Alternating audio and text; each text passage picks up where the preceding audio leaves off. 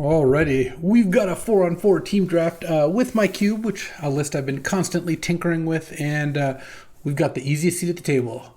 Paul Cheons passing to us. We've got myself, Updraft Elemental, Tobias, and Sandy Dog battling against Cheon, Nav, Luis Salvato, and Janara 19. So Paul's passing to us. That doesn't actually change a whole lot about how we're supposed to pick. He's still got a pretty wide range here. And we are passing to some called the Real LSB, Luis Salvato. I'm going to take Mana Drain here over Bloodstained Mire and Volcanic Island. Not too exciting of a pack. Gaia's Cradle. I think Drain is a solid pick one here. Passing 1, 2, 3, 4, 5, 6, 7. Yeah, I mean, I'll get something back. But this is a pretty solid pack in terms of a team draft. I got a good card in Mana Drain, like that's one of like a good high pick card, and I'm passing very little, like a fetch land maybe or something along those lines. All right, this pack has a Ponder. I do like that one. There's also Itali, Daze, Lotus Petal. Sunfall's actually been kind of a nice addition, but I'm just going to take Ponder.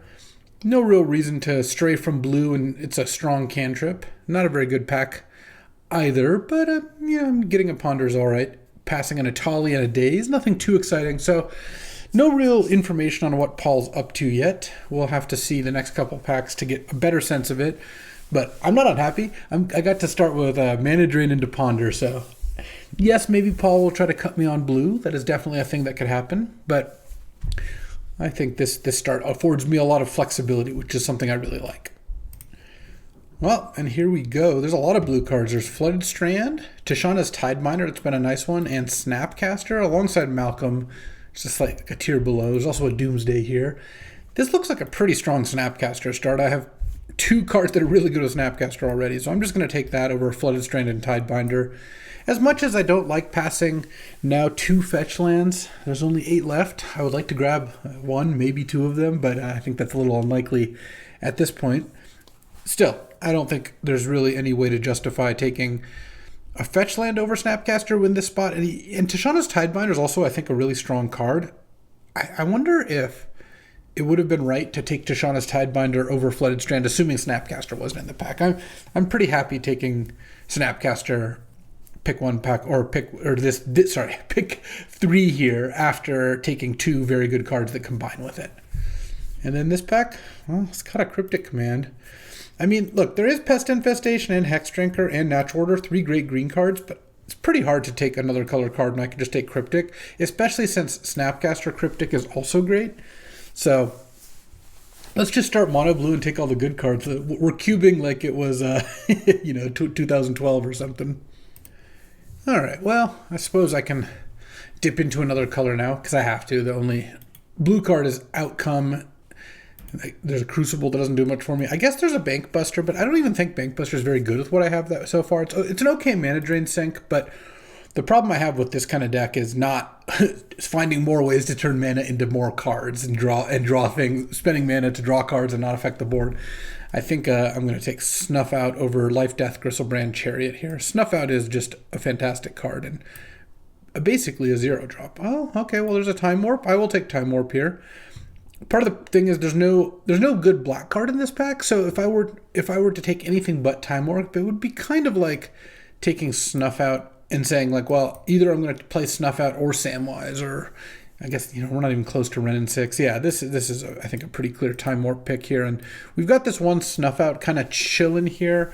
Don't have a strong sense of commitment to playing black, of course, but I do like the fact that I have 5 pretty strong blue cards.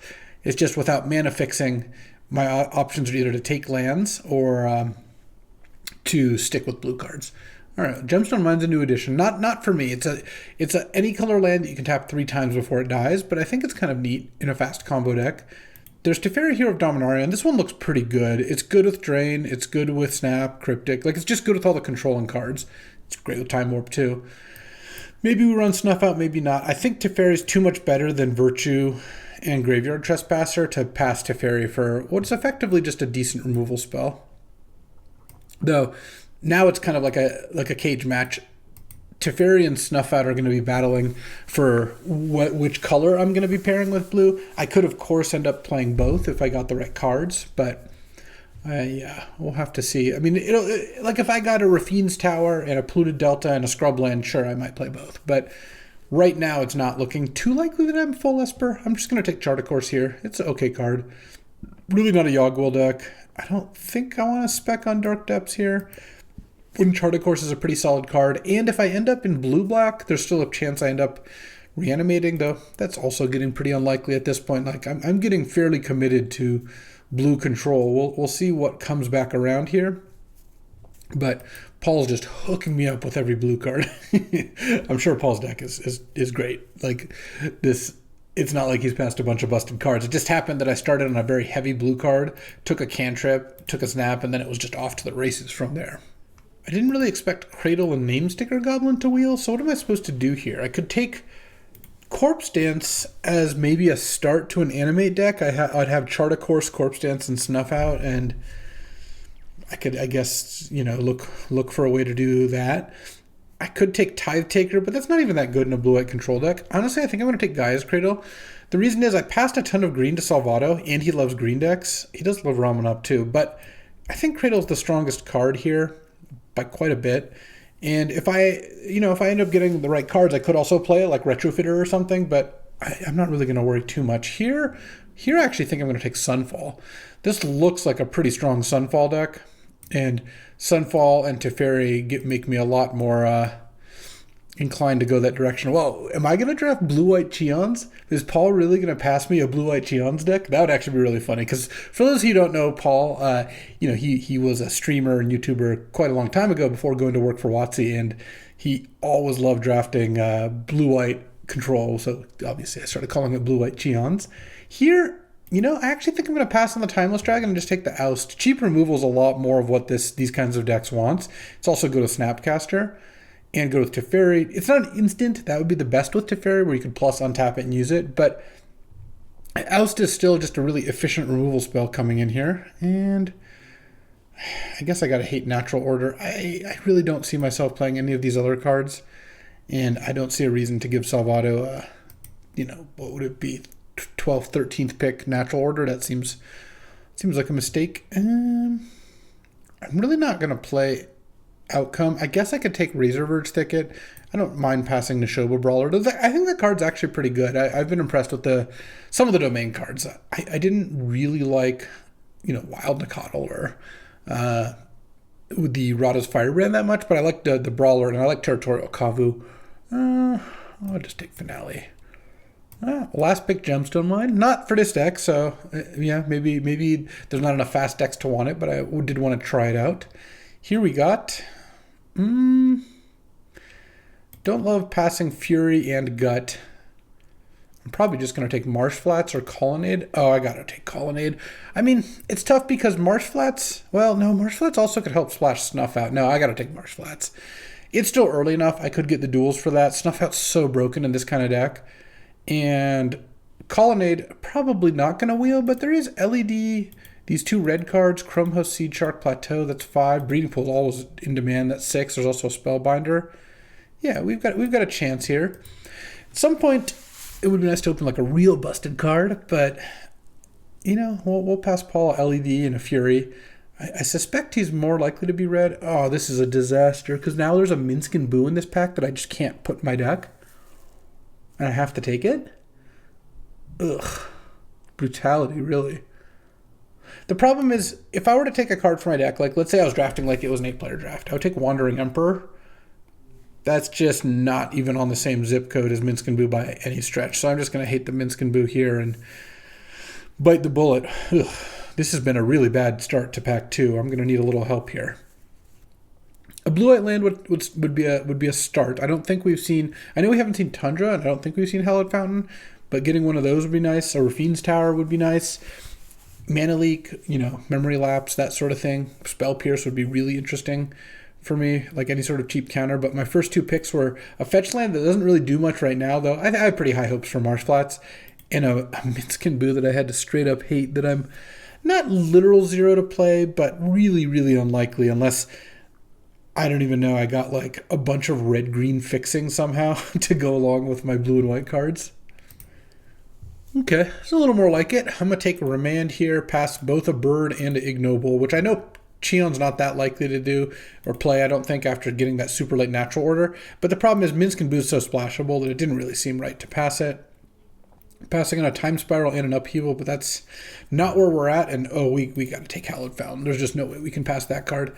Look, I would love a Stern Scolding. I would even contemplate splashing Rafine, though. This is actually a pretty bad Rafine deck, but it's not even close here. Hallowed Fountain is exactly what I needed. Oh, an Underground Sea? Yeah, I think I'm just going to take that because Snuff Out is a card I would love to play. The black discard spells I can get later are also good. There's no good blue or white card, though I think I would play Eagles of the North if I ended up wheeling it. But, all right. Picking up a Remand, a Hallowed Fountain, and Underground Sea makes me feel a little better about this, even if hitting that Minsc and Boo wasn't ideal. But now I feel like I'm getting in there. I just really like and value having cheap removal in a control deck or Time Raveler where you can get behind. But if you lead on Oust and then you go turn 3 Teferi Bounce, you snuff something out, you're just not going to be behind when you have that kind of start. Bob, not this kind of deck, not the kind of deck for that. Arcane Denial is also not a card I like as much in this kind of deck. I like Arcane Denial in like blue-red aggro or blue-green. Oh, and there's a Jace here. I'm not going to try to splash Dak. I think Jace is better here anyway. Spell Queller is good and not literally 0 to wheel.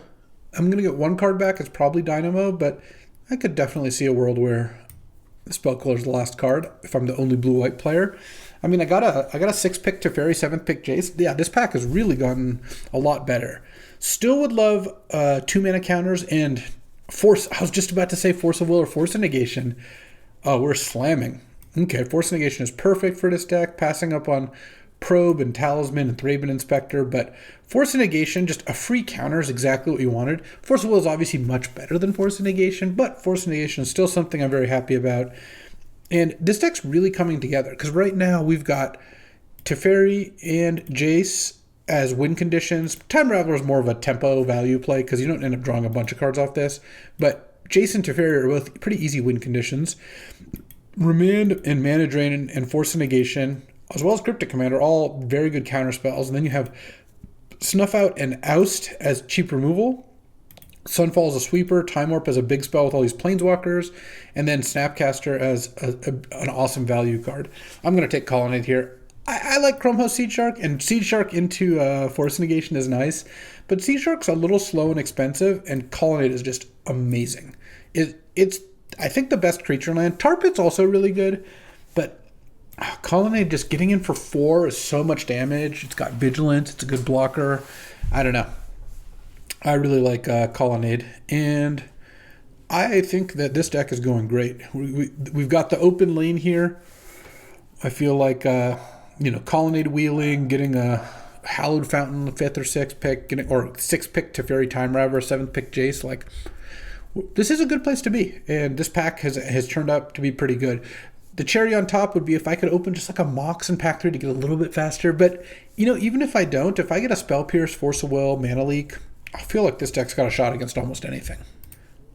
And vindicating my Wandering Emperor pick is the fact that it wheeled. I am going to take it, though. I think Wandering Emperor is pretty great. Urtai is not bad, but Wandering Emperor is a little bit easier to cast. I think I am going to splash block. Even at this point, I'd probably play Marsh Flats Underground Sea for Snuff Out, assuming I got nothing else, and I am going to get more. Ooh, and Brainstorm is really nice with Fetch Land. It can be okay with Ponder.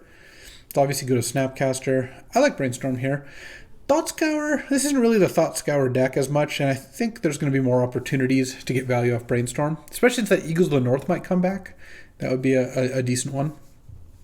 But, yeah, I think this deck isn't really missing any pieces. It could use more counters, because counters are among the best cards to kind of disrupt the opponent with in these kinds of decks. But, I mean, it's even got like Brainstorm, Ponder, Chart a Course as kind of some card draw spells.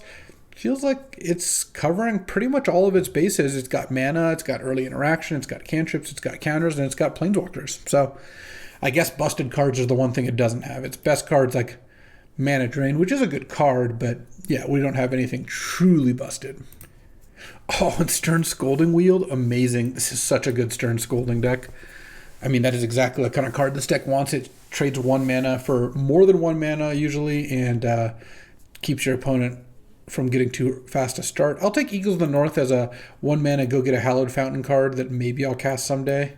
I don't care about Passing Show and Tell or Maelstrom Pulse. I think Valakut Exploration is slightly better, but kind of irrelevant. If nobody wanted either of those cards, then I think no one's drafting lands most likely. And we get one more card here from Salvato. It was the Thran Dynamo. That's fine. We wheeled the Stern Scolding. Like, we kind of wheeled everything we really could have expected to. This would be a nice Ancestral Recall deck, I will say that. I would settle for that. All right, pack 3. Let's go. Let's see what we can get here. Anything busted? No, but there is a One Ring. One Ring's pretty solid. This pack's also not the most exciting. There's like a Dark Depths and a World Spine and a Thopter Foundries, like completing all those combos. One Ring is good with Time Warp. It can be good with like Teferi and Cryptic to bounce it. I think One Ring is basically just a Planeswalker, so it's a fine place to be, even though I'm obviously not like super stoked about it. This deck would love just a little bit of acceleration. So obviously getting past like a Mox would be great, but even like one of the bad Moxes, Mox Diamond or something like that would be very passable.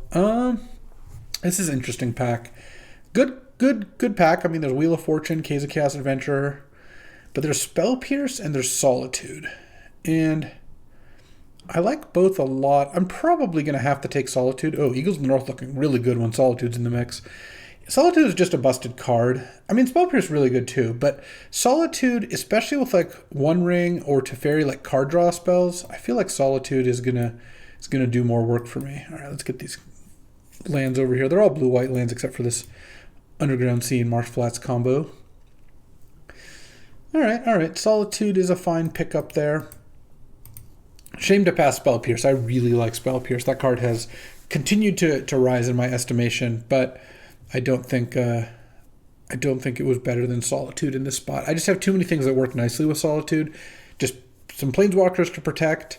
It's good when you're a way of converting cards into board presence when you're drawing a lot of cards with One Ring, and just getting it down and attacking with Lifelink is really strong too. So, all right, Paul, hook me up with some more blue-white Cheons cards. No, this is the opposite of what I want. There's a Breach and a Brain Freeze, so I guess that's kind of mitigated. There's Archon of Emeria, Seachrome Coast, Archon of Cruelty. Honestly, the best card for me is probably Seachrome Coast, but I don't even care if I take it here. I might just hate Archon of Cruelty. Didn't see any Reanimate stuff pack 2. I don't know. When I'm looking at a pack that doesn't have much of a card for me, it's hard for me to not hate a card that can completely make someone's deck. Like, if Salvato is playing Reanimator and didn't get that Archon, like that's almost like a whole match win or very close to it. Like, the difference between having Archon and not is incredible. That's just like a linchpin card for a deck. All right, here we've got Sheldock Isle versus Jace. We're not like the most flooded on playables, but this looks like a pretty nice... I mean, this would be a pretty nice deck for both. I think I'm just going to grab Sheldock.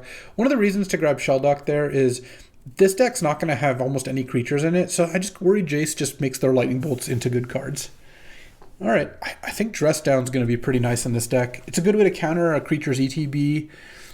It pitches to Force of Negation, it's cantrip. And then Unexpectedly Absent or Concealed Courtyard are both cards I'd be happy to wheel if such a thing were to come up. Oh, this looks like a really nice Wrath of God deck, so we'll be taking Wrath.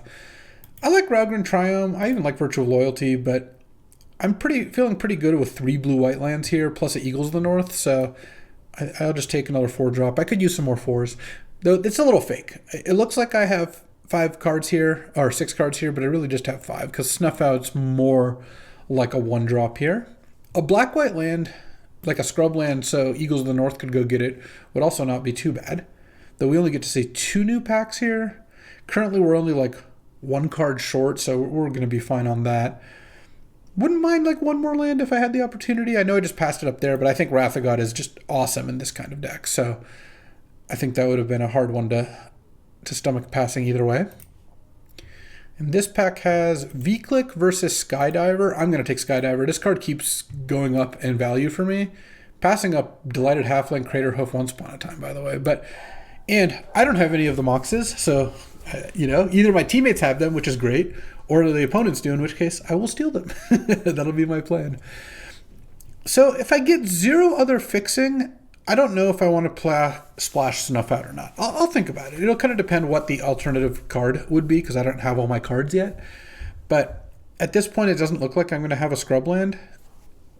So I think if I have a better blue-white card, it might be better to run that instead. Oh, interesting. So there's Monastery Mentor, which definitely has some pretty good value here with Stern Scolding, Oust, Ponder, Brainstorm, Force Negation. There's also Dig Through Time, and this is a fantastic Dig Through Time deck. Dig Through Time here in the all counterspells, card draw, trading off cards deck that has very little to do with its graveyard besides Snapcaster. I think this is such a perfect dig deck. Mentor's good, but I think I can find another threat here. I don't really want Sorin's Ransom. I don't care about passing Pyrokinesis. Will I play Intrepid Adversary? I don't think so. Or Student of Warfare. I think I'll just hate the Titania. Though I don't even think Luis is that likely to be playing green at this point. Or maybe he is. I don't know. He did pass the lands cards like the Courser Valakut Exploration. But I don't really think I'm going to want to play Intrepid Adversary as one of my only creatures in deck. It doesn't really make sense to do that. I don't think we're in the market for Benevolent Bodyguard. Burst Lightning, Faithless Looting, Gitrog Monster. It's kind of just a guess here. I guess I'll just take Faithless Looting. Oh, Seachrome Coast Wield. Archon of Emeria has some applications, but I think I'll just take Seachrome Coast. And I think I'm just not going to want to splash Snuff Out right now. I could definitely side it in if my opponent had a deck where, like a green deck or something where Snuff Out's particularly good. But I don't know. I guess this is 18 lands, 17 lands and Eagles in the north. So we'll see if we get anything else. Wall Roots is generically the best card there, I think. Okay, Unexpectedly Absent. And Concealed Courtyard actually doesn't even help splash Snuff Out because it's not a swamp. So it doesn't really accomplish much. I guess I will take Lion Sash. I did now pass Dryad Valakut, but Lion Sash is a pretty effective sideboard card. So this is now 16 land plus Eagles. So basically, do I want to play 17 land plus Eagles or 16 land plus Eagles? I'm going to play 17 or 18 mana sources effectively. Let's take a look. All right. So I hope that the Mentor Dig pick doesn't come back to bite me. I think Dig is a stronger card, but I am looking at this deck, and it is not like the most flush with win conditions. I do think that like Sunfall Token, Teferi, Wandering Emperor, Celestial Colonnade are ways to finish out games. You can just really control the game, but maybe Mentor was would have been good. Let's add some lands. And so if I do 6/5, I'll end up with 6 islands plus 1, 2, 3, 4, 5. So that's 11 blue sources, 12 blue sources. Sounds great to me. 5 plains, 6, 7, 8, 9, 10. Yeah, I mean, this deck looks very consistent. So, all right. I mean, I like how this looks. I think this deck has nothing truly busted. It's going to be, an uphill battle if they have some really busted cards. But I feel like this deck does a pretty good job. Oh, I have a Solitude to finish things off too.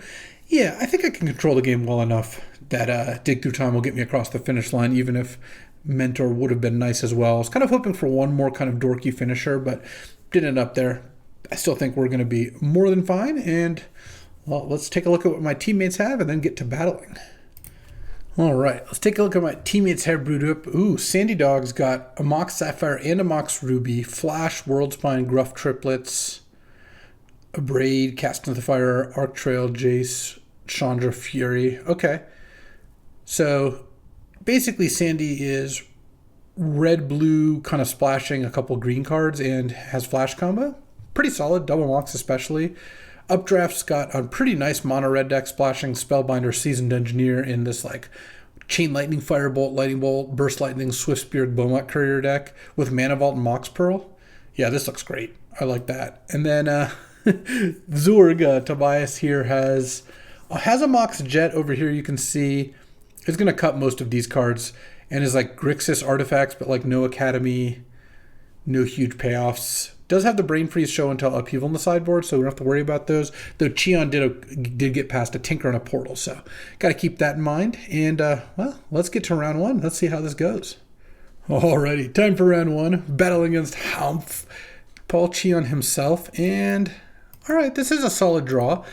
It obviously is a little slow to start, but I'm going to see a lot of new cards. Because what I'm going to do here is play turn one Shelldock. Put, hopefully something good under it. And then turn two, I can brainstorm and shuffle with Eagles of the North. Time Warp. That's a great one to put under the Shelldock. Eagles of the North looking good in its maiden voyage here. I haven't played the card before in Cube, and kind of liking how this is going. Let's see. Well, we'll find out what Paul's up to here. Am I looking for Force of Negation? Am I looking for Sunfall? Am I looking for both? I don't know. I guess we'll see what Paul's got on the table. Well, okay, currently doesn't have anything. There's a pretty good chance we know Paul took Tinker and Portal, so pretty good chance he's playing those cards. The good thing is artifacts were fairly contested if you looked at my teammates' decks, so I don't think he's necessarily got, every good artifact or anything, but battling against a Tinker deck, I think this deck's pretty well equipped to do that. Untapped Breeding Pool. Blue-green can be pretty busted. Let's see. What is that doing for you, Paul? Are you casting a Noble or Ignoble? I would be a little less happy if it was Fast Bond. Into Restless Vents. Okay, well. Into Beseiju? Into Mana Crypt? Paul. Into Coalition Relic? Oh, okay, that's all mana. Let's see if I can find some counter spells. I really need to find them quickly. And it kind of has to be Force of Negation to start with. We'll see what his big play is this turn. Obviously, Mana Drain would have been the nuts. Okay, at least Paul... No, he's not even losing the flip. He played 6 cards on turn 1. That's going to be tough. I don't think I'm going to be able to beat that very easily. And he added blue, so he's not even going for a Restless Vents animation, which would have been nice to see. What do you got with this? 1, 2, 3, 4, 5. Tons of mana. Generous Ent. Sure. That's fine. It's not the scariest in the world. I mean, it's still a 5/7, but as far as it goes as for a 6 mana play, I'm not as worried as it could be. Let's put back... I'm definitely putting back a land. I think a Plains. The question is, do I want to keep... I think I'll put back Dig Through Time. This doesn't really look like a game where I'm going to have the time to do that. And here I think I'm just going to get Plains. Yeah, maybe it gets me with Cryptic Command, but I think having a non-painful land would be good, though I suppose I just played it there, untapped still. All right. Well, I get a Remand up, and hopefully Paul plays... winning every Mana Crypt flip to the sky. Hopefully he plays something that it just dies to Wrath of God, another creature here. Let's see. He probably doesn't have lands in hand. I mean, because he didn't play one last turn, though. With Fast Bond out, you kind of could slow roll your lands. I mean, maybe he's got like a Triome or something. But with this much mana, he's probably going to be able to play a decent spell twice, but it's given that he played Generous Ent last turn, he's not heavy on action, so I really would just love to see some dorky creature, even something like kind of good like a Questing Beast, Okay, well, I guess I'm going to try to remand this. Narset. Oof, I don't like that. All right. He cannot recast the Narset as it currently stands. Okay. He did leave the mana up for Restless Vents activation, I think is what was going on. And he's going to animate, attack me for 7. So the question here is going to be, do I leave up Mana Drain, or do I play Wrath, or do I play the One Ring? He didn't discard his non-Narset card. I don't like it. I really want to find Oust here, but let's see. I think I'm just going to play this and pass. My problem with casting Wrath there is if he lands a Narset, it's pretty bad for me. I don't really want him attacking with Restless Vents this turn, but I think there's not a huge chance of that because he's going to be a black or red mana short, assuming he wants to cast Narset. Taking 5 I can do, and I'm certainly going to mana drain this. Hopefully that works. Okay. And if I take 7 down to 6, I don't love it, but okay, I'm just taking 5, and next turn I'm going to have 8 mana. Okay, I can do something with that. Let's draw for the turn first. Oh, unexpectedly absent. Oh, really? Do I want to cast Teferi or One Ring this turn? It's kind of my question. 4, 7, 8. So I don't have enough mana to cast both. I could Teferi. I think I'd rather start with Teferi. I guess I'll play my land. I'm assuming Paul doesn't have a counterspell, because if he did, he would have countered the mana drain. All right. I guess I could have played the other land, as it turns out. And that's untap. I guess I actually don't need an upkeep stop, because Paul has a mana crypt. Untap these 2 lands. Though I suppose I also could have just done it when he was tapped out. Either way, let's unexpectedly absent the Generous Ent. I'm actually doing it for 0 because I want Paul to draw Generous Ent this turn. It's just not that good of a card. Oh, Paul won the flip again. Interesting. Next turn I draw to 23, Teferi to 22, Ring to 21. So I can't quite Shell Dock next turn, unfortunately. But I can Wrath. I'm hoping Paul's best play is recast Generous Ent. But remember, he's got a card in hand that he chose not to discard to Restless Vents when he attacked. So, and then the other card, so he has 3 cards in hand. One is Generous Ent. One's a card he chose not to discard to Restless Vents. The other is a card he drew the turn after. So don't really have information about that card. It's probably not a land, but shields are down here. I don't have any counters up, even though it might look like I do. But I also have a Planeswalker in play that's pretty good. I'm hoping Generous Ent is getting cast. Oh, Maelstrom Pulse. Yeah, fair enough. And not enough left to cast the Ent or attack with the Restless Vents. He could cycle the Ent, and if he got a black or red land, I guess he could attack with the Restless Vents at that point. But that's not the most exciting. Okay, he is going to cycle it. If his last card is bad, it's kind of nice getting a rebate, but it also depends. Does he have a Bayou or Taiga or equivalent? This has been a pretty good game. Maelstrom Pulse kind of makes me wish I just played One Ring, but you got Zeotor's Proving Ground. Interesting. Do you play it or cycle it? It's actually not trivial, because animating Restless Vents a little easier would be nice. All right. No plays. I'm just going to get the One Ring out now, assuming I don't draw anything too different. Oh, interesting. I could steal that Coalition Relic. I mean, I kind of like that. Paul is going to cycle Proving Ground, but it really does actually mess up his mana. So let's cast this for 3. Yoink. Ship that Coalition Relic. He's going to tap it for mana here. It's definitely not going to put a charge counter on it. He's going to cycle the Proving Ground, most likely. And then I'm going to play Seachrome Coast, pass the turn. I do wish I had 1 fewer card in deck, and maybe I can draw a Ponder or something like that. But, wow, Paul lost the flip. I didn't know Mana Crypt did damage. How does this work? Oh, it can do damage. Okay, I wasn't sure. Because I would love to be able to go One Ring into Time Warp, but One Ring also gives me some pretty good equity. Well, I guess here we are. We're casting Time Spiral with Fastbond in play. Well, I'm probably going to lose now. I mean, we'll see. I'm glad I played the Skydiver, I think. Though, I guess having the One Ring in play would also be nice. But taking 2 mana off Paul's plate is good. And I'm not loving whatever's coming next. I didn't draw my Force of Negation, unfortunately. Sunfall does give me a little bit of latitude. Same with Teferi. But I'm still not thrilled about the situation. There's so many things Paul could play here that would be just disastrous for me.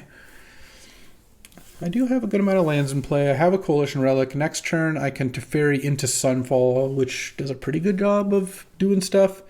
Assuming I don't just die here, I guess my teammates have Brain Freeze and some of the combo cards. Maybe Paul's going to Tinker. He didn't sack that food token. It's pretty much confirming that he's running Tinker, but Tinker for Portal here doesn't do anything. In fact, Tinker for Portal is just not very good against me at all, which is nice, because that's one of the better things Paul's got going on here. Okay. Hopefully we're not seeing like a Time Walk or something. And I guess his plan is to Narset into a draw 7. Oh, there's the Tinker. I guess Bolas' Citadel is kind of scary. Thieving Skydiver looking pretty good in this matchup. If he gets a big dorky creature, I could maybe Teferi it, though there's not like he gets a Triplicate Titan or something. I don't know. What is Paul going to get here? Coveted Jewel. That's pretty nice. Okay. I'm feeling a lot less good now. Basically, Tinker was like a 0 mana draw 3 that also, if he does get more turns with Jewel in play, gets a significant amount of mana. Which means he's going to have a way to kill this Thieving Skydiver. Though it's possible now because Time Warp's active, I can maybe some kind of like Sunfall into Time Warp attack with the token turn, assuming Paul ends with a creature in play, could work out. Paul has a million cards in hand, and with that Fast Bond in play and Jewel, he's got a lot of mana, so really need to draw Force of Negation. Getting to force that Tinker would have been great. I think Force of Negation is going to be my best card in this matchup, so I don't hate the matchup given, this deck's got Remand, Mana Drain, Force of Negation, Cryptic Command. Like, that's a pretty good set of counters, and Thieving Skydiver is also fairly excellent as well. So we'll see what the opposition has for us, but I guess here we go. 4 mana, 5 mana, 6 mana. Maelstrom Pulse my Skydiver, Dack to steal back Coalition Relic. Sure, that's fine. All right, I need to draw a creature so I can set up this Time Warp. Snapcaster would be insane. Teferi into Time Warp is pretty good too. Let's do that. Wow, actually, hold on. Since I get to untap and end step Time Warp, I can also Brainstorm first, or Ponder first. Ponder, Dig, Marsh Flats. I'll just shuffle. And I guess I will Brainstorm, though. I think maybe I wanted to do this the other way. Well, whatever. I'll put 2 lands back. Play Teferi, Hero of Dominaria. +1 it. Draw. Paul's going to be kind of unhappy about this. Time Warp. I was really hoping to set up stealing the Coveted Jewel by using that, but we did not do that, unfortunately. My top card is, I don't know, it's whatever. Am I going to minus Teferi here on anything? I don't think so. I think I'm just going to plus it. So let's just start by plussing it. Well, Dig Through Time's actually looking a little better now. I guess I will chart a course as well. Discard Cryptic or Hallowed Fountain, and then I can play Teferi, Time Raveler, and have Cryptic up. Yeah, I guess that's probably fine. Time Raveler. I'm at 8, facing down maybe some creature lands, but I think I just +1 this, because if Paul goes too deep on attacking with the creature lands, then I get to Wrath as well. Okay, now I have Cryptic plus Stern Scolding up. Paul did lose another flip, so that's kind of catching up to him a little bit here. Colonnade would have been a nice find at some point. I've got 2 Planeswalkers in play. He can't play instants, and I have a good counterspell in hand. And if he goes too deep on some creature lands, I've got some action there too. Narset. Yeah, that's fine. I don't love Narset, but I think Teferi, Hero of Dominaria, Tuck will take care of it. Oh, did Paul miss on Narset? You hate to see it. Okay, he's going to DAC. He could DAC me with Narset in play, but that actually wouldn't even be bad. I would draw one card and then discard two. It's probably a fine deal. I've got a bunch of cards in hand I don't really care about. And discarded Blightsteel Colossus. Oh, so he does have Blightsteel. Okay, good to know. And is this going to be the Creeping Tar Pit activation? Or the Restless Vents activation? Or if we're lucky, both? Inquisition of Kozilek. Sure.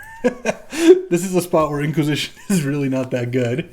He now gets to see that I've got a bunch of expensive cards to play, including a Wrath. Coveted Jewel. 6 mana. He's playing this into Cryptic Command. I hope it's not Echo Vions. That would be annoying. Memory Jar. I don't really like Memory Jar very much. Do I want to stop it? How bad is it for me? I guess it's not ideal. He gets to crack it. And then he has Narset. Let's go counter draw. No, I mean, I could counter draw because I haven't drawn with Narset.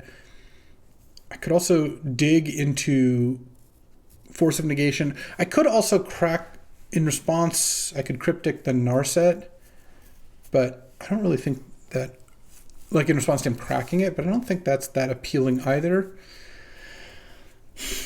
I kind of feel like I should just counter it and draw a card, most likely.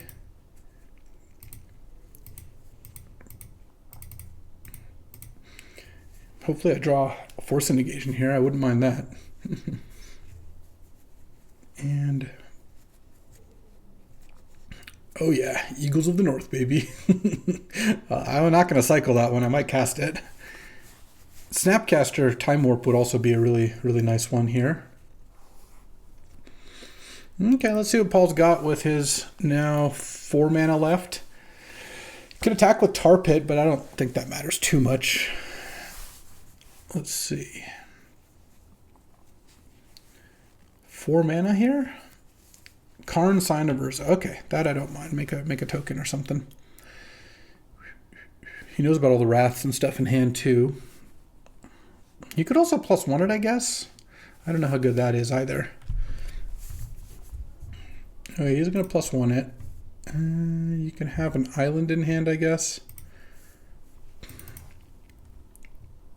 Maybe he plays the island, maybe not. Didn't bother. All right, let's take my turn, and I got Snapcaster would be the best draw. Oh, that's a Snapcaster. So now, let's see. It costs 7 mana to snap. Narset's out, so if I plus Teferi, I'm not drawing a card. I'm just trying to look if there's any way I can do anything else. That steals Snapcaster Walk steals Coveted Jewel, so I really like that. So let's start by -3ing on Narset. +1 Teferi. Plains. Let's see. Yeah, so I can still dig through time, but you know, if I dig, I guess I can leave Cryptic there. Yeah, maybe that's fine. Marsh Flats. Oh, actually, I don't think I have another Plains in my deck. Oh, I have 1 left. So I have Force of Negation, Mana Drain, Remand, Solitude, Absent, Wandering Emperor as my last relevant cards. Leaving Time Warp and Cryptic, and I guess leaving Skydiver. Okay, Force of Negation I definitely want in hand. Do I want Solitude or do I want Remand? I guess Remand to pitch to Force is probably better. I can find Solitude at some point. Solitude, Oust, 1 ring, 2 lands. And then Snapcaster Mage. And locked out thanks to Teferi Time Raveler. Time Warp. Time Warp me. Time Warp has done some work this game. Time Warp me. Take my extra turn. I have to attack Paul directly in order to get the Coveted Jewel. Oh, there's my Mana Drain. Nice. All right, let's attack Paul. Go to 8 cards in deck. Get the Coveted Jewel. There's Faden, which could minus to steal the coveted jewel, but I guess I don't care too much about that. Do I want to minus this Teferi? I don't really care to draw a card too much. So let's actually just DAC, or Teferi, I think the DAC, I think that's fine. Plus this Teferi. Or actually, yeah, because I think being able to play instants on my opponent's turn will be pretty nice. And then now I have Remand, Force, Mana Drain. So I could play Jace. Is it 5? This is now lethal. I don't think there's a big reason to play Jace here. Because I don't have end step stop anymore. You can charge Relic, sure. Let's discard Plains. And do I want to discard Island or do I want to discard Sunfall? I'll just discard Island. I don't think I'm super likely to need it. All right, and then Paul now lost the flip. Yeah, like I said, those flips are really catching up to him, and now I've got a million counterspells here. It's going to be pretty hard. Colonnade's lethal. Remand, Force, Mana Drain up.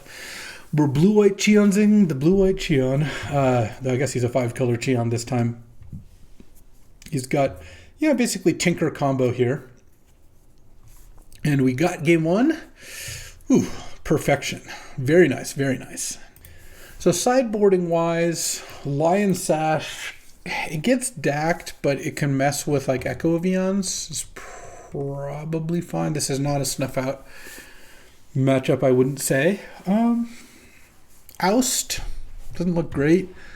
Stern Scolding, did we see a single creature that could get countered by it? I don't even think we did. So I think I'll just take out the Stern Scolding for now. Obviously, if it turns out Paul's got some good targets, I might side that one back in. Alrighty, time for game 2. Yeah, this is a keepable hand. It's obviously no Force Negation, and this is going to be a fast bond. Well, not going to win this game. If Paul opens on fast bond every game, it's going to be hard. I felt like I was losing most of game 1. Oh, Hex Drinker I don't mind too much. I have a bunch of Wraths. But fast bond just makes you a lot faster. Oust, Mana Drain. Oh, Oust is really nice here. So let's draw Oust. And then upkeep, I could Eagles. I think I'm fine drawing Mana Drain though. Though I guess it actually would have been slightly better to put the Mana Drain second. Or sorry, Oust second in case I got Inquisition, but whatever. All right, this is going fine because now I go Plains, Oust that, pass the turn, cycle the Eagle to get Hallowed Fountain, and then I'll have Mana Drain up, and I'll Thieving Skydiver pretty quickly here. Oh, Mana Crypt, I guess I might Skydiver next turn, though Paul's probably casting a draw 7 here with time to, so with, yep, all right. Fast bond in play, I don't think I'm going to win this. Mana Crypt. This was looking so good. Just a second ago, before the Mana Crypt, I was thinking, okay, Paul probably doesn't have a big play this turn. Next turn I have Drain up, and then I win the game from there. Now, obviously I haven't lost quite yet, but I would imagine Paul's going to be able to leverage his fresh 7 cards so much better than me, thanks to the fact that he has 7 mana in play and fast bond and all that stuff. But we'll see. We'll see what his plays are, I guess. Okay. I guess I'll Brainstorm. I don't know. If he's got Hull Breacher, then so be it. I'm not really getting a chance to shuffle, so whatever. Because I think next turn... Oh, we're getting V-clicked now? Sure. I could have dressed down it, I guess, but I guess he takes Teferi Time Raveler, which isn't that amazing when V-clicks in play anyway. Like, I'd have to tap out for dress down here. I think I'm just going to go Shelldock, go. Assuming he takes Teferi. I guess if dress down is good, he might take dress down. But if he does that, then I'm just going to go Island, Teferi Time Raveler, Bouncer, Vendilion Click. And try to go from there. My hand is not great. That Time Spiral was devastating. It really was the Mana Crypt, because I think it was most likely Paul already had the Time Spiral and was hoping to draw more mana sources and then drew a 0 mana, like a 2-in-1 mana source, which is pretty gross. But we'll see. I mean, if he's not immediately slamming here, it could be good. I don't know. It'll depend what I guess what it really is going to depend mostly on what Paul does over his next turn, because I don't think I have that many good plays. Like, what am I going to do here? I'm going to go Time Raveler. He took Cryptic. Okay.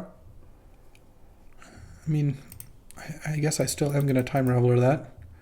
Feels like I don't have much of a choice, and I don't really care. I know my top card, or I guess I didn't know my top card because I got clicked. But if Paul wants to spend his time clicking me again next turn, that's also fine. Here's where not being able to accelerate at all hurts. Casting a Time Warp would be pretty nice here.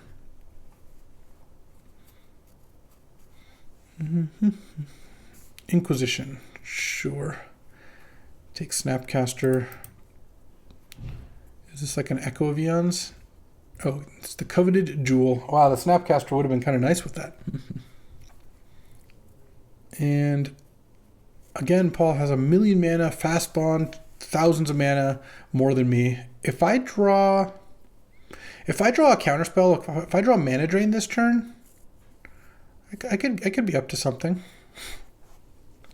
V-kick me, probably take Time Warp. That seems like the most threatening card in hand. Maybe you take Dress Down if you've got an ETB that you're worried about. All right, Time Warp, and I drew a land. Okay. Mana Drain's not bad. Let's Shelldock into something good. Teferi, Hero of Dominaria, or Wandering Emperor. I'm going to go Wandering Emperor because it can maybe steal that Coveted Jewel. +1 Teferi. Pass the turn. Maybe I'll Mana Drain into an Eagles of the North here. We'll see. Oh, is Paul 17-0 on Mana Crypt flips again? All right, hit the Time Raveler. And now slam your 11-drop. Bladesteel Citadel, baby. Dak Faden, that I will allow. I just feel like Dak Faden, I got to counter something better. I don't think Dak Faden is going to be the card that breaks the game. I don't know. Obviously, I could be wrong, but it feels like I got to do a little better on my Mana Drain in order to take this home. So, discards Island and Portal. Yeah, like Portal. I would Mana Drain a Portal if I could.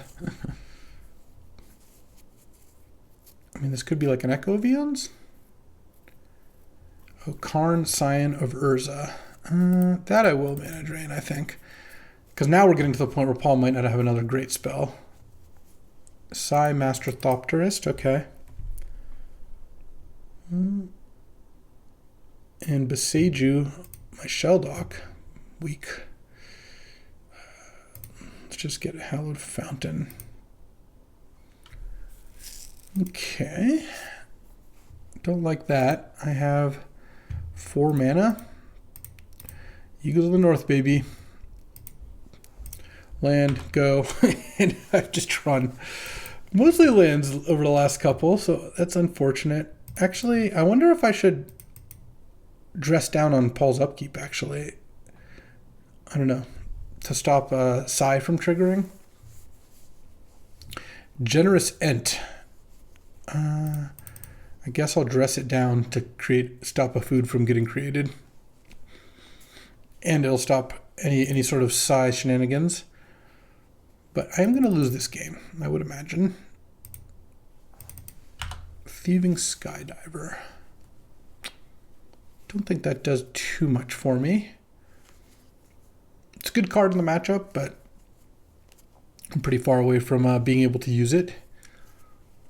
Okay, Paul's dacking. We're getting to the point where I can't win. Like, I think, you know, there's always like a sequence that involves like some kind of like Jace into whatever, but it's not looking good. I guess if Paul somehow ends up with only one blocker for the coveted jewel, and I can do something to it, that could be a thing. Like, he's not going to attack with Vendilion Clique, probably. I guess he could. Okay, so if I draw Oust or Unexpectedly Absent, put the Ent back, attack. The problem is he then sacks the coveted jewel to the side, so it doesn't really get me there. Okay. All right, well, super dead here. And let's get to game 3. All right. Yeah, I want the Lion Sash, and we restarted going to game 3, so there was no timing issues. Not that I was going to time out, of course, but what did I take out for the Sash de Leon? Oh, it was the Stern Scolding. Though we've now seen Sigh and Vendilion Clique. Maybe I just play the Stern Scolding instead. That sounds kind of better to me. All right, game 3 on the play. Let's go no turn 1 fastball, please. Okay, what do we got? Gonna keep this hand, of course. Obviously, I need a little help here. All right, Shelldock. Shelldock hitting the 1 ring is not a bad start. So annoying if it gets Besaju'd, but so it goes. No, Paul. Come on, man. Every game? All 3? Yeah. I guess that's probably going to be pretty hard for me to beat, especially if I just draw lands. Well, look, I'm never going to mulligan this hand. If I can drain into like drawing Teferi or Jace or something, I feel like I've got a pretty good shot. But obviously there's so many ways that now that he has fastball in play, it's just I don't have the time here. And I kind of have to drain whatever the first play is. The question is, if he plays Hex Drinker, do I mana drain it? And I don't know the answer to that. I kind of think no. Narset? Well, I'm not going to let that happen. Okay. Teferi. Please, Teferi.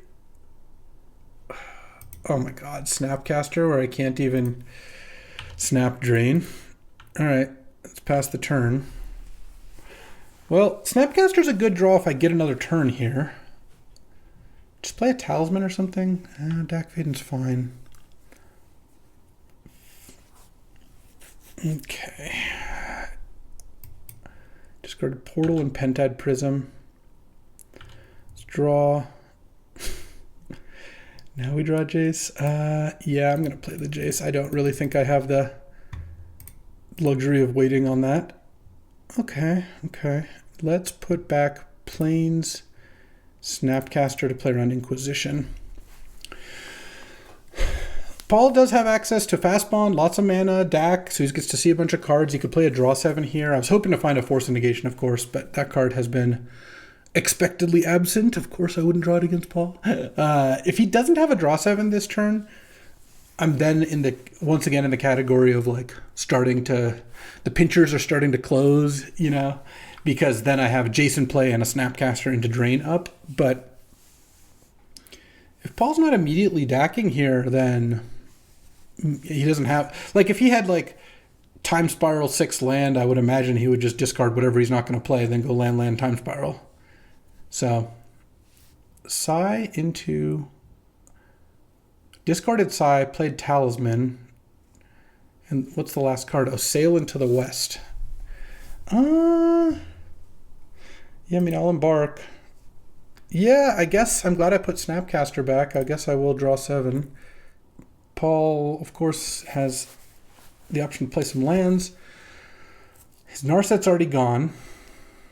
Would really like to get a turn where I can go like Jace Brainstorm, Time Warp, and then have a bunch of counters up.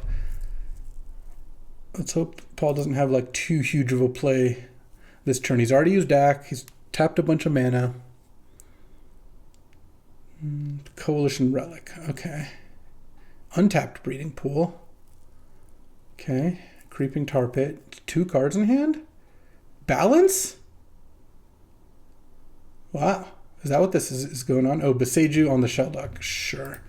That's not the biggest deal. Let's just get the Hallowed Fountain. I think that's fine. Is 1 card in hand? Okay. Let's Brainstorm.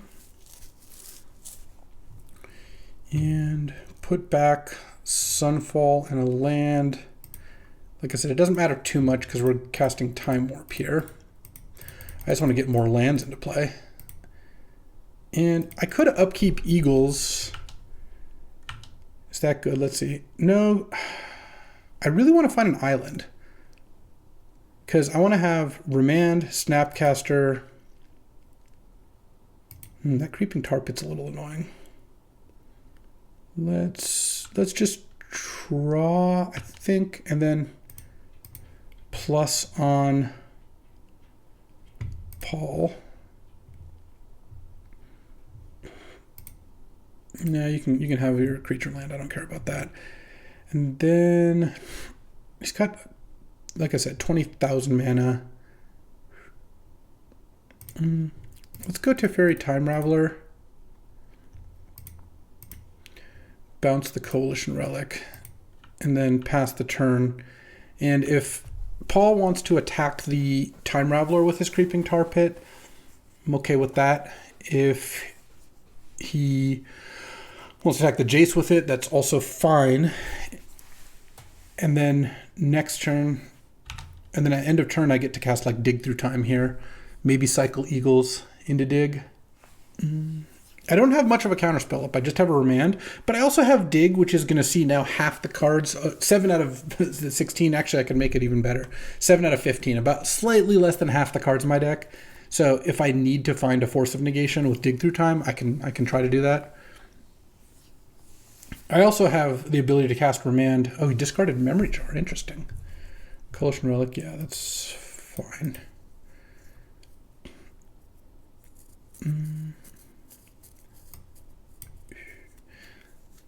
And yeah, I could also Remand and then cast Brainstorm and try to find the Force of Negation, which gives me a Remand plus 4 looks at it. So a couple different ways to kind of go about things here. I don't have the most win conditions left now that my Wandering Emperor and Celestial Colonnade, the Colonnade getting discarded to the Sail into the West was unfortunate. Maelstrom Pulse my Jace. Let's Remand that. Paul has so much mana that Remand's not going to hurt him most of the time, but I feel like this is still worth doing. Yeah, you know what? I'm fine with that. I guess I will Brainstorm. I don't know. There's combinations I find that could do something here. All right. That's fine. Let's +1 the Time Raveler. And he's got 1 card in hand. I could unexpectedly absent the Dak for 0. So he has to draw the Dak. And then I could like Snapcaster Mana Drain it, something like that. Yeah, play my land, pass the turn. Or cast a Dig, I don't know. I don't know how much I care about the Dak, honestly. It had a lot of loyalty counters on it. So, oh, black, oh, Tar Pit. Yeah, this is great. This is where I really like my Teferi surviving, because we get to oust the Tar Pit for 1 mana. And that's kind of a beating. Yeah, I think I'm going to counter the Dak, because then the Dig finds me more counterspells, presumably. And it puts Snapcaster into play, which is kind of nice. Oh, never mind. We're doing something else. Generous Ent. Okay. And his last card is Dak Faden. Yeah, that sounds fine. Because now I'm going to cast Dig Through Time. I'm actually, at this point, I'm not interested in cycling these Eagles. I want the Eagles. Fly, Eagles, fly. It does kind of matter what I exile here because of Time Twisters. Ponder, Dress Down. I don't really want more card draw spells, but this Dress Down I don't think is really doing it for me. Draw, +1.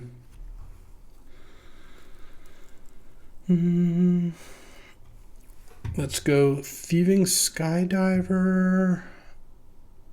Wow, keeping Eagles instead of a land actually did kind of work out poorly. He's got, so Paul's last card in hand is Dak Faden. And he's drawing Creeping Tar Pit. Okay. I mean, I've got a lot of things I could do here. I feel like why don't I just start with Snapcaster Time Warp? In that case, do I want to cycle Eagles of the North? I guess, oh, no, I don't know. Hold on. I could Snapcaster Unexpectedly Absent. I guess I don't love that idea. Creeping Tar Pit is actually kind of annoying. I feel like I have all these really good answers here, but, oh, the Wandering Emperor is also gone. It just seems like I have enough cards left to beat Paul. I just need to make sure I don't waste them. So what's the best way to accomplish that is kind of my question here. I would rather the Teferi Time Reveler not die, I suppose. I guess I could steal the Coalition Relic, but then if he plays Dak and takes it back, that doesn't really accomplish much. I could just Sunfall and then he plays Dak. Then I make a 1/1. What am I doing by doing that? And then there's a Creeping Tar Pit in play, which is kind of annoying. Maybe, I guess I could Teferi and +1. I guess if I Teferi +1 and draw a land, then I'll have Sunfall up. Yeah, that seems fine. Or is it good just to... No, I'm going to Snapcaster Time Warp. That seems like it's got to be the play. Yeah, Time Warp. I am not playing a land this turn, which is really awkward, but I think that's okay. All right, draw for turn. Actually, don't even really need an upkeep stop. Oh, Solitude. Solitude is really nice. Okay, I forgot about that one. That is an extra win condition that I really don't mind having. Do I want to put... I could tuck the Generous Ent. I could also +1. I think I'm just going to +1 this Teferi and draw. And kind of hope to draw a land here. Okay, because now I can +1 this. And actually I don't even need to stop on my end step because I know what his cards are. And then I'm just going to my plan is to Solitude the Generous Ent here. No longer on the Sunfall plan, but I'm just going to Solitude. Paul's going to draw Dak Faden, I believe. Or sorry, draw Creeping Tar Pit, I believe, because the Oust was second from the top. We didn't cycle or anything. So his hand, Creeping Tar Pit, Dak Faden. Okay. Okay, he's got a window here. I think this game's going to be close enough that I'm okay with Paul going Dak, discard, and hope to find something here. Because if he finds a draw 7, I could just find a Force of Negation at some point here.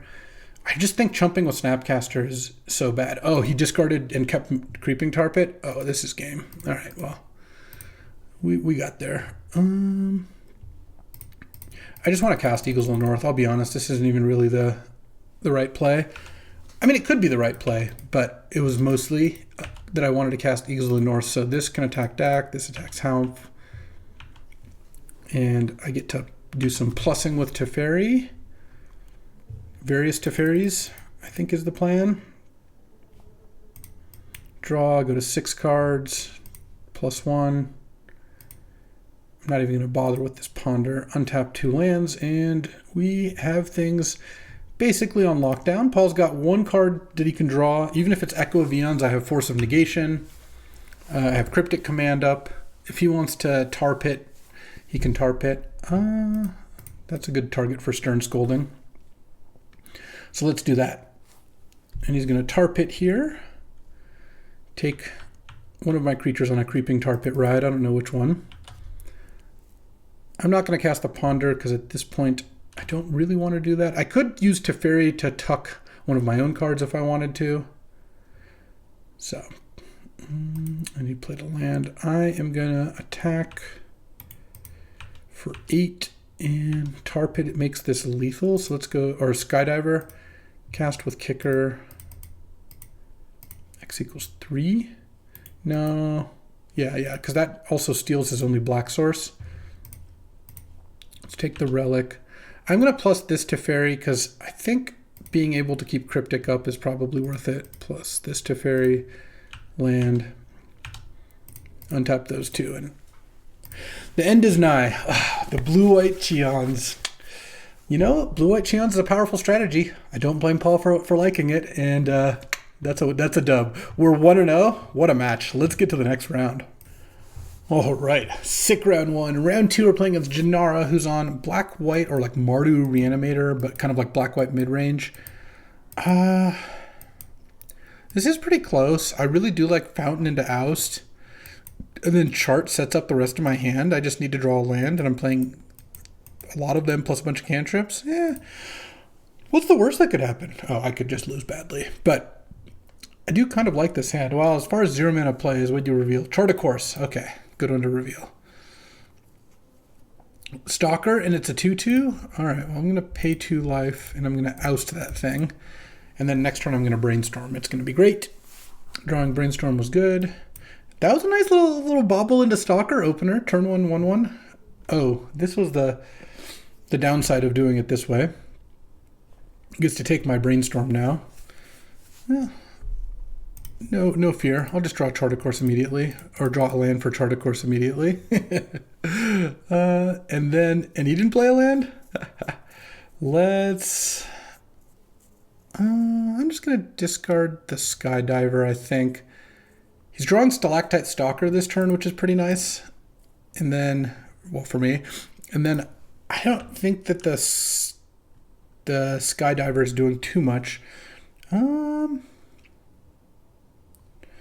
kind of actually just want to Snapcaster Oust here.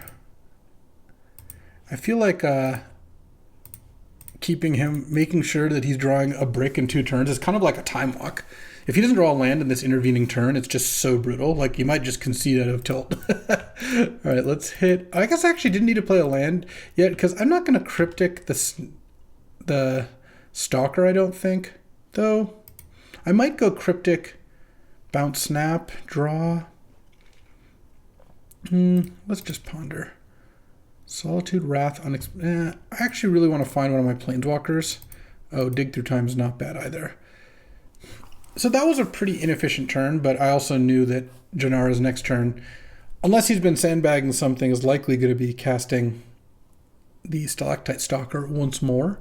Oh, that was going to grow to a 3/3 from the Grief too. What a setup. My next turn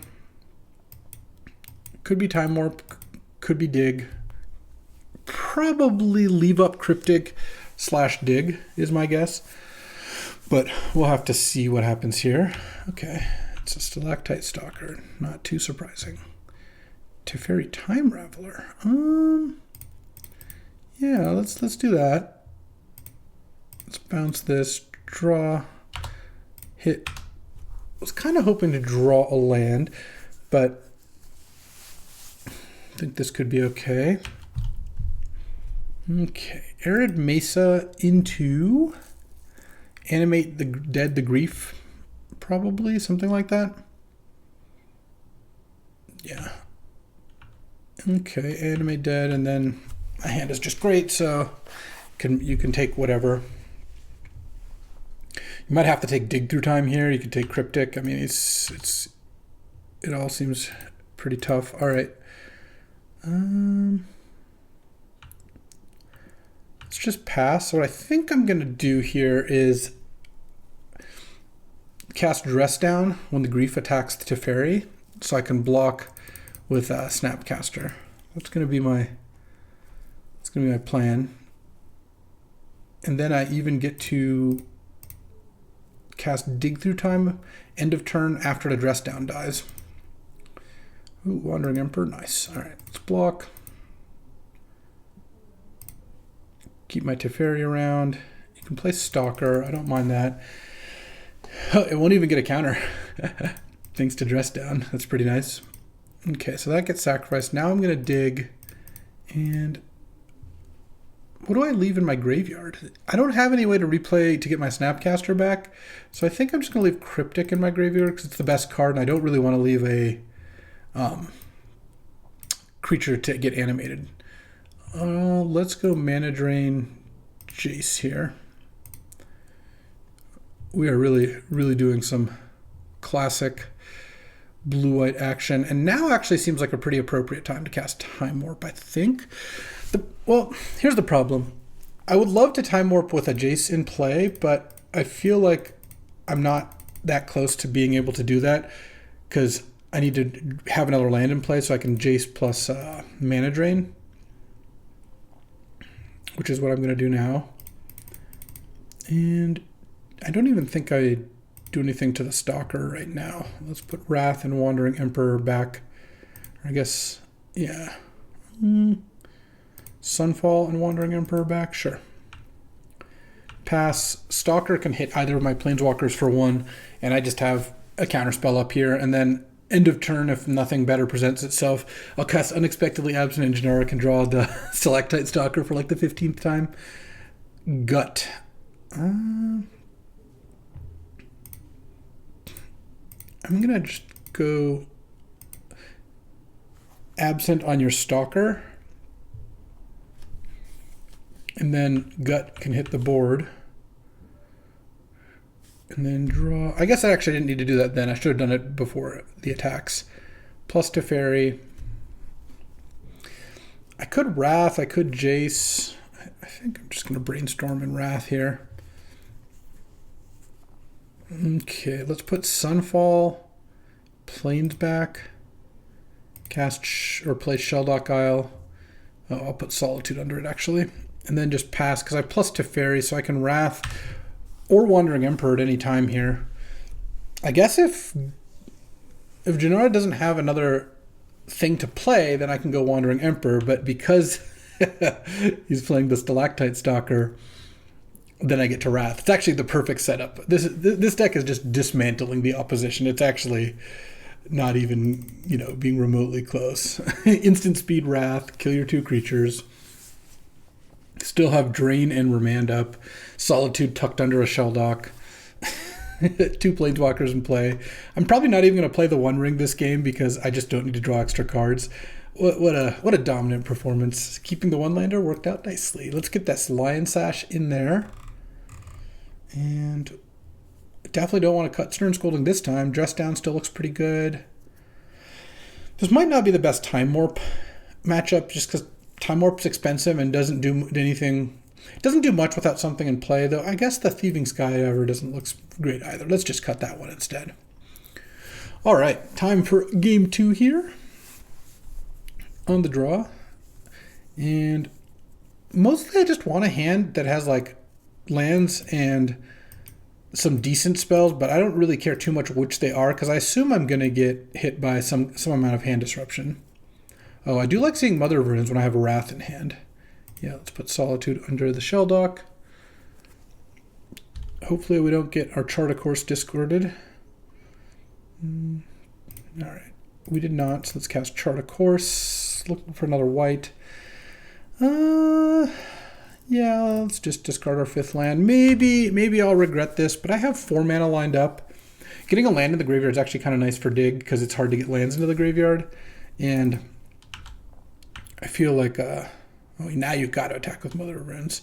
Oh, don't see Wrath, don't see Wrath. They revealed Dig Through Time. Yeah, that's... as long as it didn't show Wrath or Cryptic, I didn't really care what got revealed. All right. Let's draw. Teferi Time Raveler. That's actually kind of nice. It saves me a lot of damage because I go Time Raveler, bounce Adeline. Kind of a punish for attacking with Mother of Runes, but I still think it's crazy to not attack there with Mother of Runes. And then now if Adeline comes down again, I've got Wrath ready. Unfortunately not on before attacks. Oh, it's Grief instead. Yeah. That's less fun, but here's the thing. Grief takes the Wrath. Teferi dies. I then play Hallowed Fountain untapped and lose 2 life so I can keep up Cryptic Command. And then can't play anything new. And then end of turn I could cast Cryptic of some kind. Oh, I'm just going to counter that draw.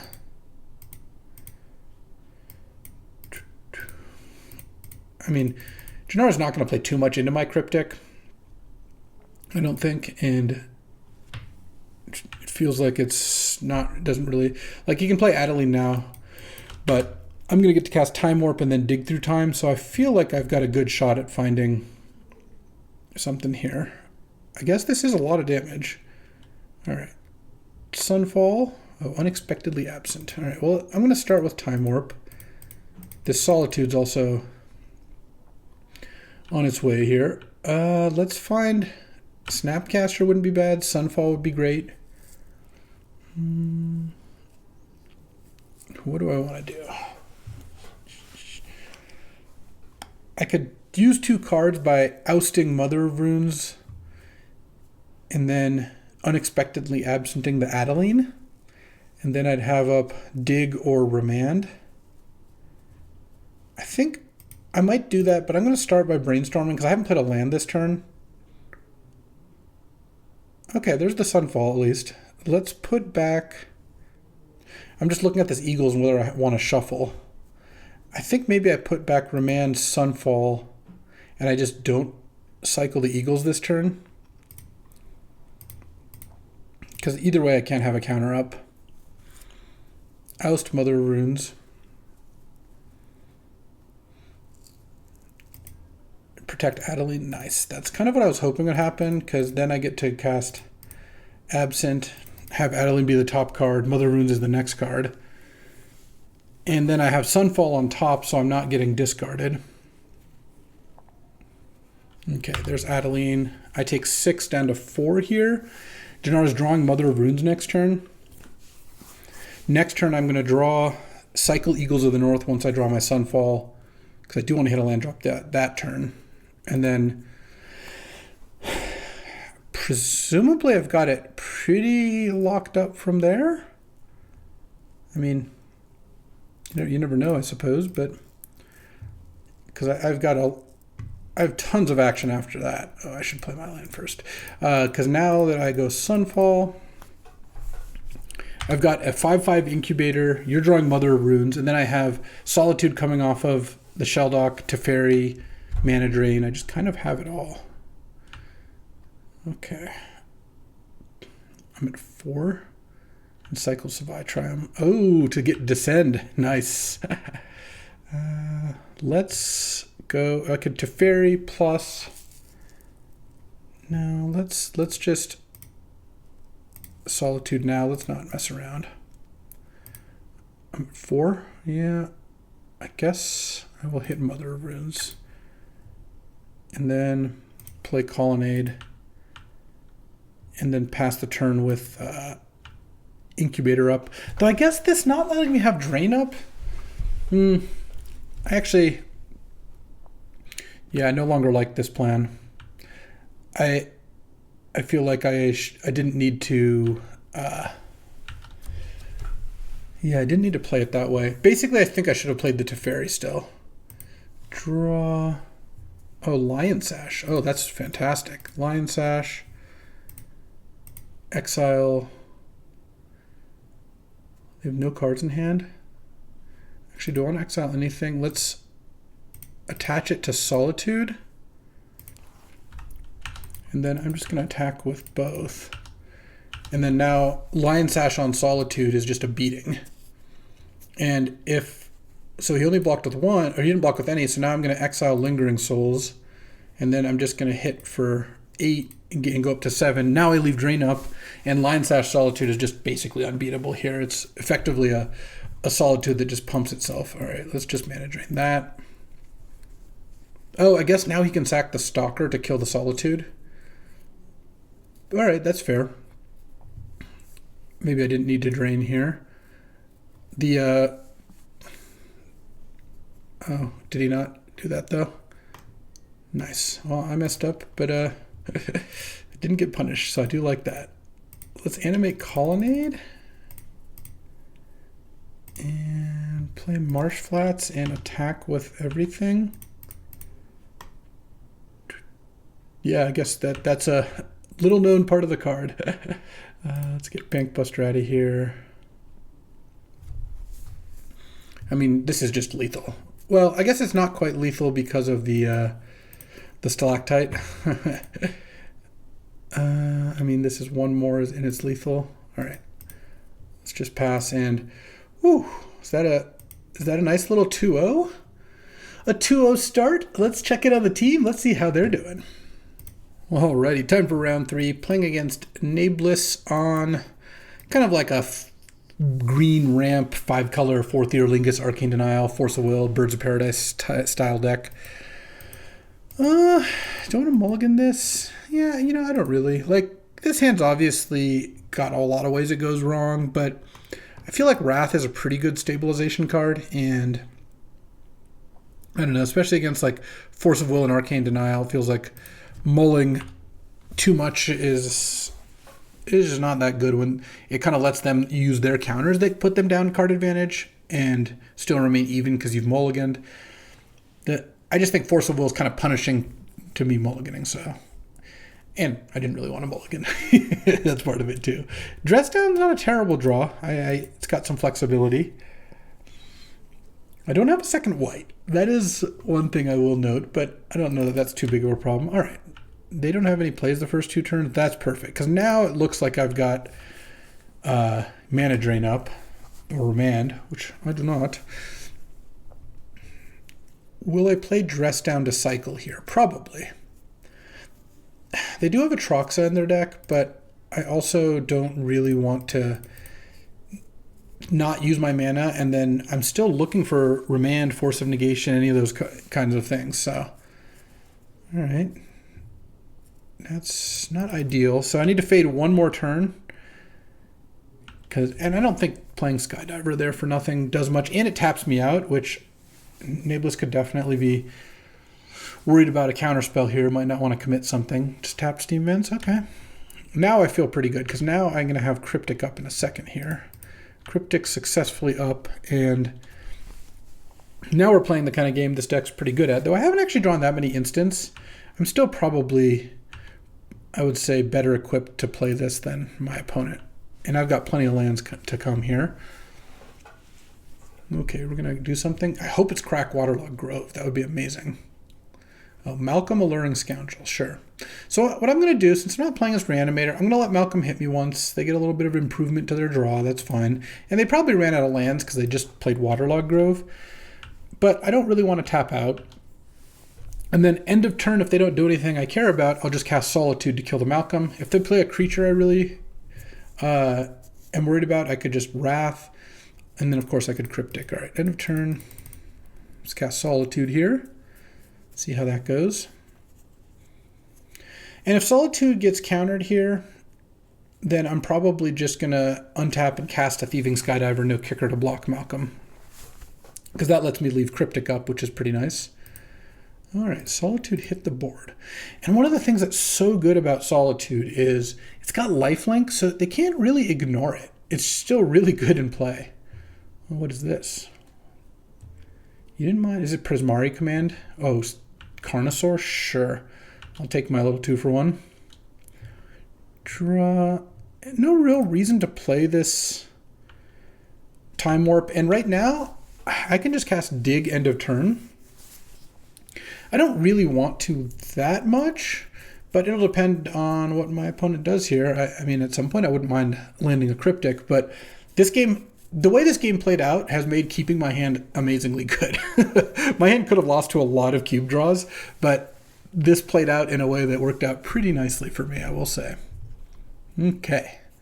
Oko, Thief of Crowns. Yeah, I will try to counter that. Counter target spell, draw a card. I don't mind if it doesn't work. It feels like they've got Arcane Denial or something in hand. But Oko is beatable. I would probably want to Skydiver the food or something. All right, I'm going to Plane Cycle the Eagles of the North here and get my Hallowed Fountain. Draw. Oh, Teferi Time Raveler. I like that. Let's start with that. See if that hits the board. This will draw out a Force of Will or Arcane Denial, and this is a perfect turn for it. You can't hardcast Force, and Arcane Denial does put me up a card, so all right, I will allow it. And I could Dig, but I can just wait on Dig, especially I'm about to draw 2 off Arcane Denial. And imagine if I drew like Remand or Mana Drain, and I cast one of those, well, imagine, and was able to cast Dig as well. That would be pretty sick. But also, like, these have just been like 2 for 1, 2 for 1, 2 for 1. Like, I just got 3 2-for-1s in a row. I'm up a ton of cards here. I mean, there's definitely threats they could play that would be good, but we'll see. We'll see what they got. I also have the Shelldock Time Warp combo here, where I can like sneak in a cheeky little Shelldock and then cast a Time Warp and immediately use it. I could also dig for Force Negation if I really have to. Hard cast Lorien Revealed. Let's cast Dig in response. And I need to leave 1 card. I'm going to leave Cryptic for Snapcaster. If Nameless has Force of Will, I don't really want them getting it for free. All right, let's get Snapcaster Remand. I think that's going to be good. And let's put Colonnade, Absent, Chart, Land. All right, you get to Lorien Revealed. We both get our card draw spells going. I could take a bunch of turns in a row here. There's a possibility of doing that. Whew, they have a Time Walk. Okay, well, now I could lose the game. I mean, I have some pretty good cleanup. I have, between Wrath/Sunfall and Shelldock into Time Warp, I feel pretty good about this, but obviously if I just lose here, I lose. Not sure what Nameless has that's a big threat, or like a big Mind Twist or something would really get me. I'm not sure what the Rafine's Tower exactly is powering out. Well, I don't care too much about birds. I suppose I wouldn't want to see an Atraxa hit the board. Just a hard cast Atraxa would be pretty good, which you could do here, yeah. All right, I mean, I can just still Wrath them away, and I've got cards, a lot of cards in hand. Oh, it's Restless Vinestock? Oh, never mind. Never mind, we are still winning by miles. I was slightly worried, but then I wasn't anymore. Let's see what we got. I mean, I guess I have to have an answer to the Vinestock, but I will find a way. Sadly, not an instant speed Teferi anymore. All right, let's cast Time Warp on myself. I can Time Walk too. It just costs millions of mana. Oh, you got Force of Will in hand? Okay. Shelldock Isle. We missed hit like a Wanderer. Yeah, Wandering Emperor. Oh man, this is all my gas, but it's okay. Wandering Emperor, I think, is going to be the card I want the most. And then let's just cast the Thieving Skydiver, I think. It doesn't appear to be any targets incoming. I just cast Time Warp, so I'm going to get to attack. Oh, Jace the Mind Sculptor. I do like that one as well. Let's see. Gonna force my Jace. Nope. All right. Let's brainstorm. Force Negation is kind of the card I'm looking for. Let's put the Wraths back and oust the birds. The reason I'm doing that is because the Vinestock pumping the birds doesn't sound like a great time to me. All right, and then I'll pass, and now I've got Shelldock Isle into the Wandering Emperor, and if they force it, I'll probably just remand the Wandering Emperor back to my hand. I could remand Force of Will. It's kind of interesting. If they don't have a second blue card to pitch, then, they don't get to recast it. But if they do, remand turns into a glorified 2-mana, you discard a blue card, draw a card, and they lose a life. But I feel like we're doing just fine here. I mean, what are they going to do? Vinestock have 3 mana left afterwards. I mean, it's a pretty tempting play. I've got a Jace here. What are you going to do? Let it sit there? Oh, we're doing something else? Or are we Vinestocking? It's actually 2 forests. You can barely tell. Shatter Skull Smashing for 4. I will remand that. I'm not overly concerned if this doesn't work. The Jace is not critical to my winning the game here, but might as well. The question then becomes, though, and actually still is present, even as that's gotten remanded, do I want to play Wandering Emperor? I kind of don't, because it's my answer to Restless Vinestock, and it only works as such the turn you play it. So, yeah, and Nameless is at 20, so let's not do that. Let's draw. Let's just brainstorm, I think. Put back Wraths. Teferi. And just have a million counters up here. And again, not too worried about getting forced. Draw and send. I have a Colonnade in my deck still, and I have this Wandering Emperor is probably going to come out this turn. Let's just untap some islands here. Drawing Birds of Paradise, which I guess I'll start Scolding. I don't really see a strong reason not to. I'm not likely to cast this Wrath anytime soon. And then we get to Snapcaster Time Warp. Definitely not Dig. I don't have enough good cards left in my deck to justify that. Birds, yeah, let's turn Scolding the Birds. Snap Time Warp could be nice depending on what's going on here. I really would like that Vinestock to get in. I might just Shelldock anyway, because now that I have Snap Time Warp, I can go end of turn, make a Samurai, untap, make another Samurai, Snap Time Warp, and then attack for 4, and then attack for 9 or something like that. That sounds pretty good to me.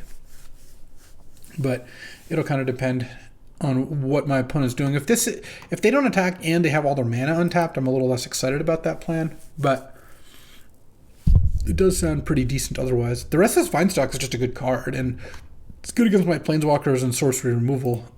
One of my best answers actually is Teferi plus 1ing and letting me cast those at instant speed. Though I do have Unexpectedly Absent hanging out somewhere. So if I find that. This deck actually pretty covered its bases pretty nicely. The combination of Solitude, Oust, Unexpectedly Absent, and Wraths gave it a lot of play against creatures. Had a lot of counters and a lot of Planeswalkers. I've been very pleased with how it's done so far. The chief accomplishment, of course, beating Paul with his favorite deck to draft. Well, he drafted one of the decks I would like to draft. Kind of a funny little switcheroo. Let's see. What you got? All right, what do we got here? Oh, we're tapping out. This could be the Shatter Skull Smashing, which I guess has new targets now. But that's not really going to do anything. All right, let's counter that. And I think given that Nameless is now tapped out, I'm feeling pretty good. Oh, Force of Will. Sure, yeah, that's fine. Honestly, like, getting my 2 Planeswalkers killed is just not the end of the world here. And LED is the last card when we pitched Atroxa to Force. Okay, so now... Okay, this actually is pretty close then, though. So there's a Restless Vinestock. If I go end of turn, wander, make a token, untap, attack for 4, you're at 12, make a token, Snapcaster, Time Warp, and then I attack. Yeah, that's got to be good enough that the Vinestock's not going to do anything. So Wandering Emperor, create a Samurai, draw, Snapcaster Mage, Time Warp, and make another token, play a land, smash for 4, and then next turn I can smash for 9. Opponent's got no cards in hand. Yeah, I mean, this feels pretty good. Shatter Skull Smashing with Force backup wasn't bad, but okay, Ponder. I don't really know what I have left that's live. Oh, Unexpectedly Absent is probably pretty good. So let's just keep that. Put a +1/+1 counter on the Snapperino. And attack. If I could Unexpectedly Absent the Lion's Eye, I would, but they could just sack it in response. So that's unfortunately not a very good play. But I would imagine Absent keeps me fairly safe here.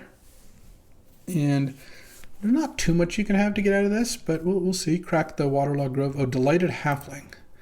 That's not so much going to do it. You can have 2 blockers. This thing's lethal by itself. I guess you can crack... Oh, so Nameless is going to play Halfling, crack LED for mana, maybe, and then Waterlogged Grove. Not sure. I mean, you could just crack LED for mana first. You don't have to hold control, but either one works. So now I'm going to unexpectedly absent it for, the halfling for 0. I mean, playing it first was definitely right. You're going to discard your hand, but now you're drawing unexpectedly. Unexpected. It was actually very expected at the point which you draw the halfling. All right, up a game here. The Wrath seemed okay. The Ousts, yeah, they have mana dorks. So Oust and Wrath are both fine. I don't think Lion Sash looked that good against them. So I think I'm just going to battle. All right, in this hand, I'm definitely not going to mulligan this hand. I've got everything that I could want except for a mana drain or remand, basically. Okay, well, turn 1 Shatterskull Smashing is not too bad, though. I kind of want to see a Birds of Paradise or Delighted Halfling just so I can get some value from this Oust. If I draw a 2-mana counter here, I'll be thrilled. Oh, Magda, that works. Yeah, let's go unexpectedly absent the Magda for 0 here. Just make it so you're drawing Magda next turn, and then I can oust it after that. And oh, you missed a land drop. Unexpectedly absent has been so good. It's double white, so it's not always like that, but it has been really good here. Now we're going to Shelldock the Solitude. You get 1 draw step before you redraw Magda, and then I have Jace Time Warp Cryptic. The gates are closing once again. You know, this deck, this is it. I don't think I care about Magda, so what I'm going to do here is just play Jace and +2 it on me, because I actually would leave Magda on top. I'll keep Force of Negation. Didn't have a Force of Will. Now you play Magda, and what I'm going to do first is I'm going to cast Time Warp, because if this gets forced, it'll change how I Jace. But Force didn't happen last turn, so now because the Time Warp is resolved, I'll just Jace. I'll just draw nothing here, which is fine. And then I'm just going to go land, bounce Magda with Jace the Mind Sculptor, and more credit to Nablus for playing out the game. I don't know if I would have the spirit. The game's not going to last too much longer, I don't think. Okay, land number 3, and Magda. I mean, I guess I'll just keep Jacing the Magda for now. I don't really have a reason to stop. My teammate has all the bolts anyway. Do that. And next turn, maybe I'll brainstorm. I have enough mana at that point. Oh, Lion's Eye Diamond, sure. Okay, into Magda once more. We're getting close to Shelldock. Oh, never mind. Actually, using Dig to shuffle sounds pretty nice. So let's do that.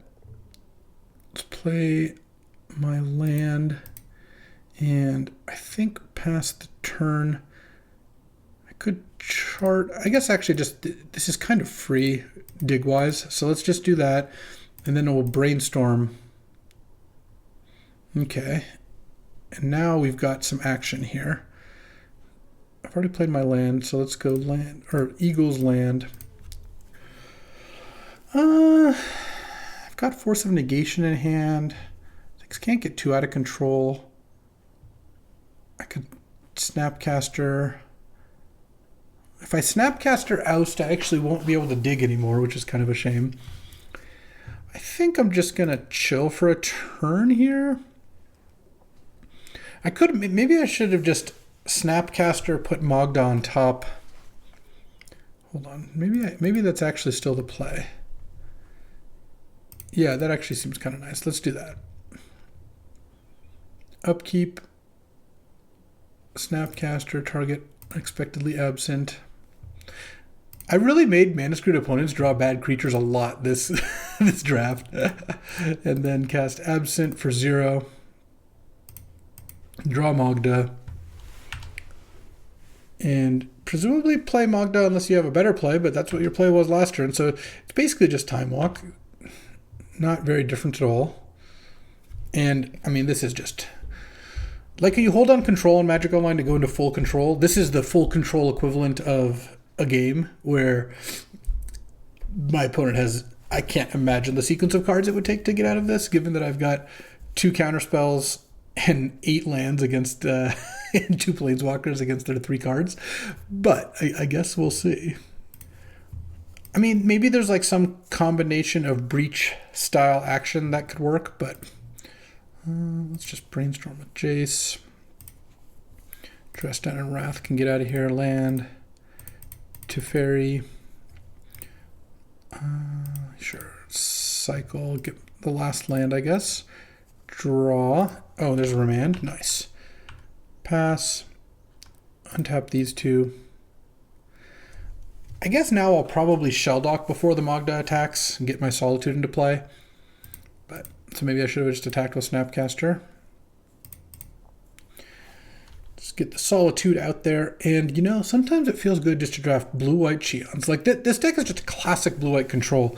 This just looks like a cube deck from 2012. Obviously, it's got, you know, a couple cards that are new or whatever. But it's Teferi's, Jace's, Planeswalkers, Sack Lion's Eye for blue, Counterspell Path, 4th Earlingus, Arcane Denial Days, Underworld Breach. Yeah, there's some stuff there, and that, my friends, is a 3-0, and we dominated the draft. Updraft Elemental also 3-0'd. Zurg got a win, and Sandy was 1-1, but didn't even need to finish. So, a dominant performance, and let's take a look at this deck. I really like this deck. This deck just had all the pillars, right? It had Planeswalkers, so it had like, and One Ring, though I never actually did anything with it. These are a bunch of turn value cards that get you card advantage. Time Warp combines really nicely with them.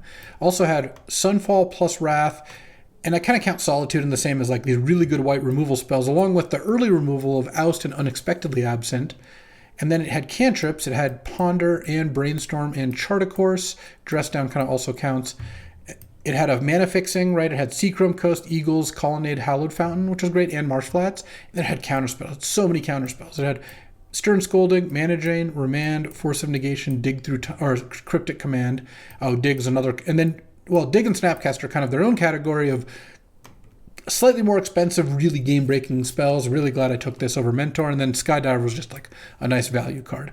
So this deck was kind of at the lower end of win conditions, but it had such good control elements that it kind of ended up not mattering, and oh yeah, we got there very nicely with this deck. So hope you enjoyed this video. This was a blast, and let's just say I might mention it to Paul here and there that I drafted blue-white, his deck, with him passing to me and then 3-0 defeating him. Well, that was just great. Can't ask for more. I appreciate you hanging out with me, and I'll see you next time. Thanks for watching. If you enjoyed this video, make sure to hit that like and subscribe button. It helps out the channel, and you won't miss a single draft.